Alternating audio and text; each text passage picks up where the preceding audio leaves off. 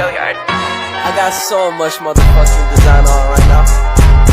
Break it down, bring it back, make it clap. I got 3 old thoughts, new block, where that day. Bitches on my line, and you know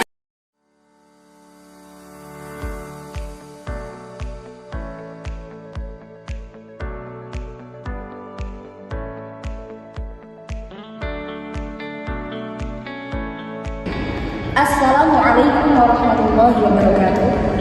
Bismillahirrahmanirrahim. Alhamdulillahirabbil alamin wa bihi nasta'inu 'ala umuri dunya waddin.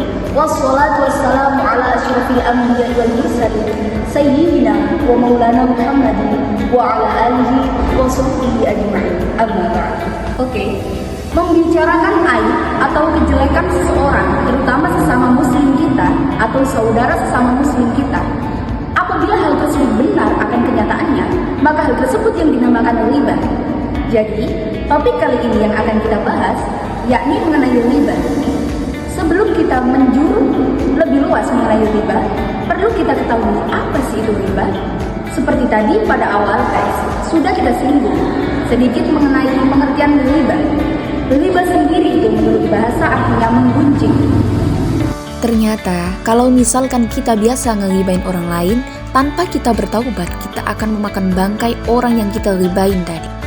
Saat kita udah niat untuk ngegibain orang lain, baru sebut namanya mereka, pahala kita langsung dipindahkan ke mereka. Maka dari itu, agama Islam sangat mengharamkan apa itu ghibah.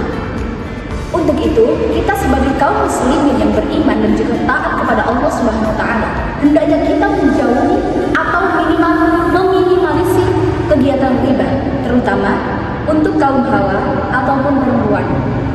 Karena mengapa teman-teman? Terkadang apabila kita sudah menghibah atau menceritakan aib-aib seseorang, kita bisa mengurangi atau bahkan menambah-nambahi apa yang menjadi ucapan kita, dan itu bisa menimbulkan dan berefek pada kita. Hal tersebut maka akan menjadi akibat yang sangat fatal untuk hati kita dan juga iman kita. Hal ini sudah diperjelas dalam Quran surat Al-Hujurat ayat 12. Bismillahirrahmanirrahim. Ya ayyuhalladzina amanu jtanibu katsiran minadh-dhanni inna ba'dadh-dhanni ismun wa la tajassasu wa la yaghtab ba'dukum ba'dha ayuhibbu ahadukum ay ya'kula lahma akhihi maytan fakarihtumuh wattaqullah innallaha tawwabur rahim. Larangan untuk menghibah ini juga telah dipertegas dan dikuatkan oleh sabda Rasulullah SAW yang diriwayatkan oleh Abu Dawud, yang mana sabda tersebut berbunyi, Bismillahirrahmanirrahim. Wa bihi ilayhi ay wa bihadzal isnadil muttasil ila al-Imam at-Tirmidzi. Hasbuka min safiyatan kaza wa kaza. Qala ghairu musaddadin ta'ni qasiratan. Faqala laqad qulti kalimatan law muzijat bima'il bahri la mazajat, yang artinya, ya Rasulullah, cukuplah perkataan Sofia ini yang memiliki sifat begini dan begini. Lalu salah seorang rawi menjelaskan perkataan Aisyah tersebut, yang mana Aisyah menyebutkan bahwa Sofia merupakan orang yang pendek. Akhirnya Rasulullah SAW bersabda, sungguh engkau telah mengucapkan kalimat yang apabila diucapkan akan mengubah air lautan dan merubahnya. Hadis riwayat Abu Hurairah. Ini merupakan bentuk dari contoh ghibah yang biasa dilakukan oleh orang-orang, terutama dari kaum hawa, yang harus kita hindari. Ghibah tidak hanya dilakukan secara sadar teman-teman. Dari contoh video ini, dapat kita simpulkan bahwa ghibah juga bisa kita lakukan dengan tanpa sadar, dari awal yang bergurau riau hingga mengakibatkan pada perghibahan. Maksud dari hadis di atas adalah ketika Aisyah radhiyallahu anha sedang berghibah dengan Sofia radhiyallahu anha, dan kemudian Rasulullah SAW langsung menegur Aisyah dengan mengatakan, dengan Rasul sabdanya Rasul yang berbunyi, bagaimana tidak apabila ghibahmu itu dicelupkan ke dalam lautan, maka lautan tersebut akan rusak.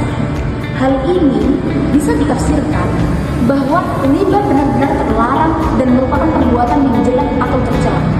Bagaimana tidak?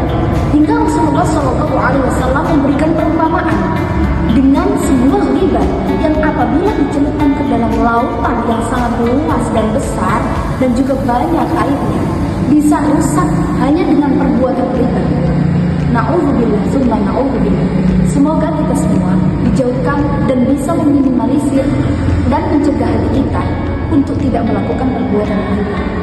Untuk itu, daripada kita menghabiskan waktu kita untuk menghibai seseorang yang tidak pasti, yang tidak bermanfaat bagi kita, maka alangkah lebih baiknya kita seperti video ini.